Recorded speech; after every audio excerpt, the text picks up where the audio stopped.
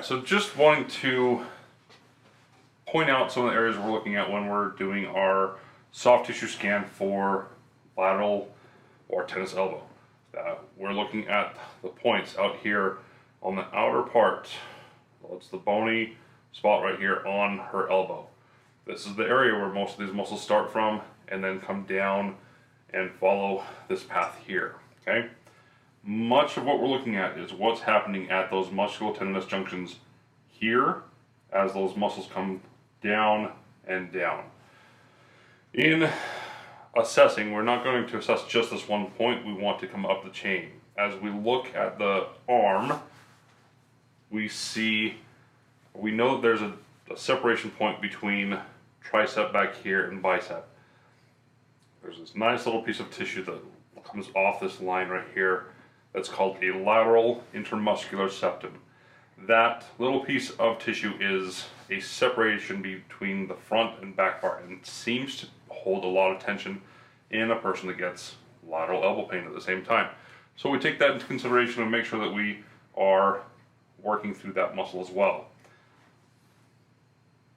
A better question would be on our end is like, how do we know when it's good? How do we know when a patient's condition is better? Partially is by a functional outcome of understanding they're able to do more and put more force or load into this. They pass all the tests with the orthopedic tests that we do. They're able to grip, they're able to hold, they're able to do certain fundamental or functional movements within lifting, within exercising, within everyday life, and it's not irritating that same area. So again, that's some of the stuff we're looking at for assessment, okay? If we're treating that same area right here, this might make a whole giant mess. This would be awesome. If we're going to treat that area, let's say we're just doing a global response to this tissue here. We won't use our myofascial tool. We're going to go cross friction along that tissue line right there. We know that brachioradialis sits up high. It's going to come all up and cross, but we want to focus just behind it and work through that tissue and down the line. Now, there are different ways we do this. Sometimes we'll do it with the elongated position of the wrist and then work that tissue, or shortened and holding a position and then work that position again, and then all the way along, back and forth through its motion as we're doing that same exercise, same movement, and using our tool. So we're going to just demonstrate some of the ways we do our dry needling treatment for this. If it is very specific to the area, it's very inflamed, we're going to make sure that we're hitting most of this tissue here. So you're going to just rest that right there. We know where the insert points are of that muscle, but instead of just going straight in for that muscle, we're actually going to thread more of that tissue by putting that needle in at an angle back down and towards that bone or that insertion of the muscle. Okay, there you go. There's one.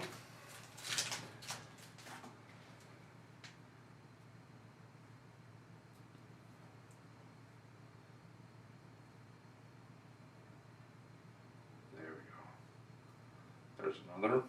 Sometimes we use a little twist of the needle to help pull some of the myofascial tissue. And again, if you need to, we will just go right at the insertion point and get pinpoint right onto the bone to create that inflammation response.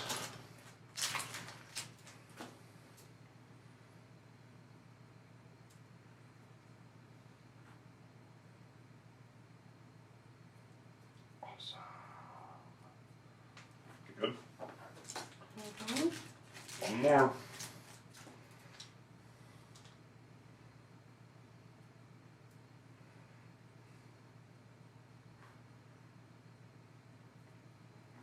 And there we go.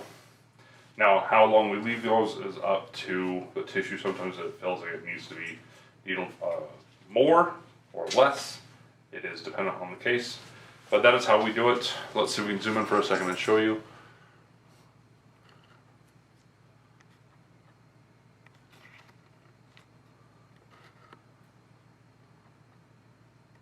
And there they are. So, thanks for watching. Hope you enjoyed it. This is part of our series of how we treat lateral epicondylitis or tennis elbow.